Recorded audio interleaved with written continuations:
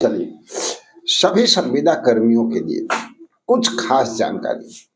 और खास क्या, सच पूछा जाए तो आज का जो टॉपिक है ना, काफी महत्वपूर्ण होने जा रहा है।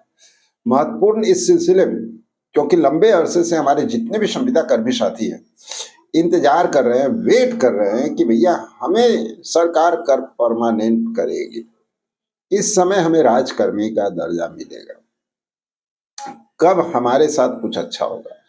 आप लोग याद कीजिए, कई दिनों से जब हमारा वीडियो आप लोग देखते होंगे तो आप लोग की जब हम आवाज उठाते हैं तो हर बार एक बात का जिक्र हम रेगुलर कर रहे हैं और आप लोगों को बताने का प्रयास कर रहे हैं। बजट सत्र, बजट सत्र, बजट सत्र कर रहे हैं ना, याद आ गया।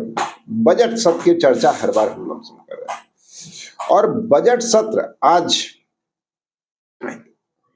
के दिन जो है बिहार में शुरू हो चुका है। यानी आज जो है बजट सत्र का आगाज हो चुका है और इस आगाज के मौके पे हमारे बिहार के राज्यपाल महोदय को बजट सत्र के शुरुआत में अभिभाषण देने का अवसर मिला, मौका मिला और उन्होंने जो संबोधन किया, अगर उनके संबोधन को आप लोग सुने होंगे, अगर नहीं सुने हैं तो चलिए, जो हम लोग से रिगार्डिंग जो बातें हैं यानी संविदा कर्मी से संबंधित जो चर्चा है, हम तो उतना ही पॉइंट आपको सुना पाएंगे। हम पूरा तो विस्तार पूर्वक सुनाएंगे नहीं, लेकिन उतना जो है इस वीडियो में आप लोग को सुनने को मिलेगा कि राज्यपाल ने क्या कहा। लेकिन सबसे महत्वपूर्ण बात कि बजट सत्र का आगाज होते के साथ जब राज्यपाल महोदय संबोधन कर रहे थे तो उस बीच में संविदा कर्मियों का जिक्र होता है और इस बात को हम रेगुलर कई बार आप लोगों को कह चुके हैं कि वेट कीजिए, चाहे आप लोगों के मानदेय वृद्धि की बात हो या परमानेंट करने की बात हो, थोड़ा सा बजट सत्र का इंतजार करना पड़ेगा। क्योंकि अगला जो सेशन हुआ था 29 तारीख को, जो कैबिनेट की बैठक हुई, उसमें हमारे जितने भी संविदा कर्मी साथी हैं खासकर काफी उदास हुए और होना भी चाहिए, क्यों नहीं भाई। लंबे अरसे से जो डिमांड है, जो मांग है, वो पूरा नहीं होता है। एक उम्मीद रहता है कि चलो भाई इस बार का कैबिनेट में हमारा कुछ तो कल्याण होगा, लेकिन जब वैसी बातें देखने को नहीं मिलती है तो कहीं ना कहीं तकलीफ तो होता है। लेकिन उस समय भी हमने आपको बताया, देखिए ये जो कैबिनेट की बैठक हुई है, ठीक इसके जस्ट बाद अब बजट सत्र आने वाला है और स्वाभाविक है कि किसी भी कार्य को पूरा करने के लिए अर्थ की आवश्यकता होती है, वित्त व्यवस्था की आवश्यकता होती है और इसलिए बजट सत्र जो है ना, ये बहुत महत्वपूर्ण रहने वाला है।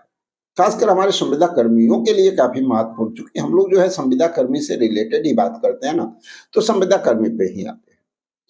अच्छा, आप लोग को आगे हम बात करते हैं, बताते हैं राज्यपाल महोदय ने क्या कहा, उनका बात भी सुनवाते हैं कि वो क्या बोल रहे हैं बजट सत्र के आगाज के अवसर पे, यानी शुरुआत के अवसर पे उन्होंने कहाँ पे संविदा कर्मियों के लिए कौन कौन सी बात कही है।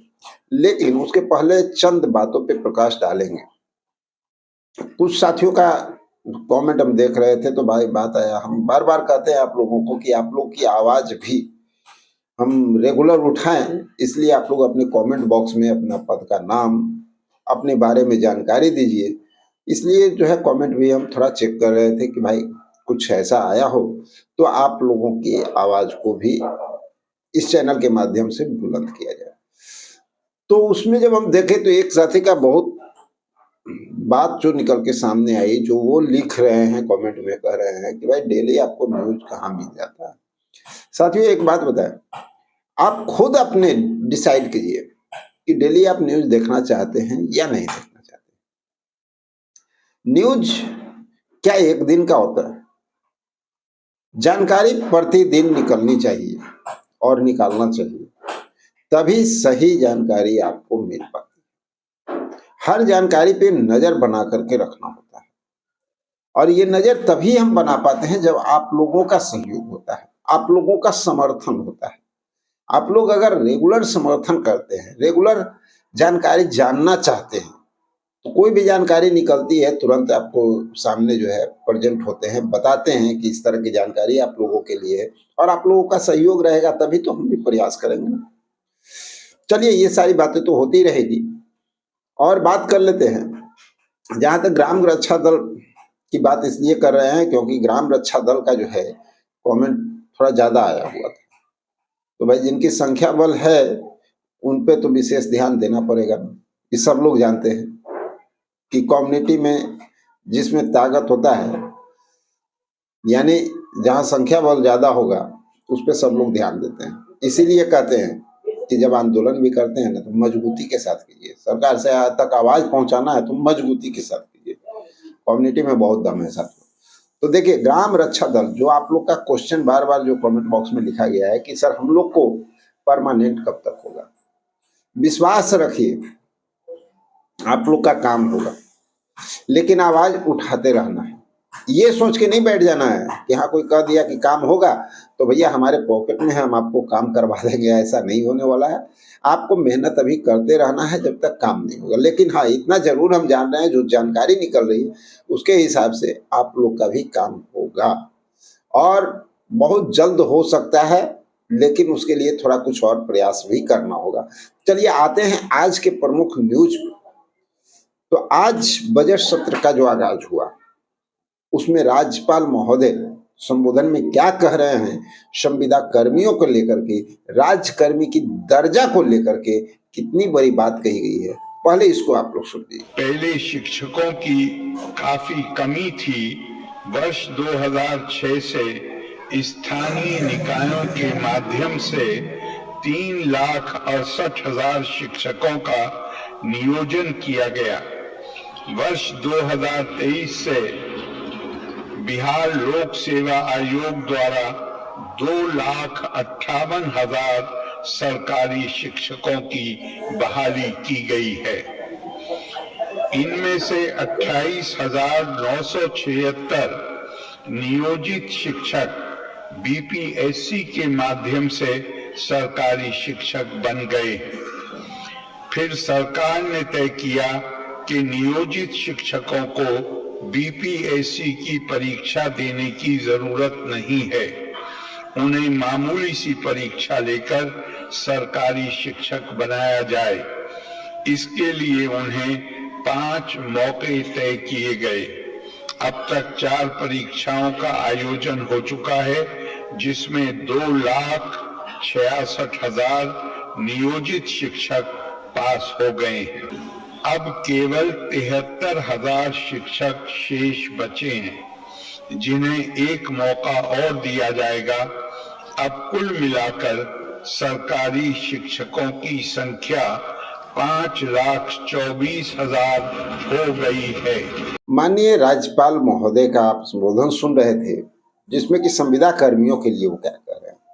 थोड़ा गौर कीजिएगा। आज बजट सत्र का आगाज होता है, और आज के दिन ही जब सरकार की उपलब्धि वो बता रहे हैं, उसमें संविदा कर्मी भी शामिल होते हैं। क्योंकि आप लोग को पता है कि जो ऑलरेडी पहले जो संविदा कर्मी हमारे शिक्षक महोदय जो थे, जो संविदा पे कार्यरत थे, अनुबंध पे काम कर रहे थे, उन सब लोगों को एग्जाम लेकर के परमानेंट किया गया है। मात्र 73,000 और शिक्षक ऐसे बच रहे हैं जिनका लास्ट एग्जामिनेशन होना है। तो आप समझ सकते हैं कि उन्होंने एक तरह से इशारों में ये सारी बात कह दिया कि भाई, बिहार सरकार जो है संविदा कर्मियों पर पूरी मेहरबान है और संविदा कर्मियों के लिए चिंतित है।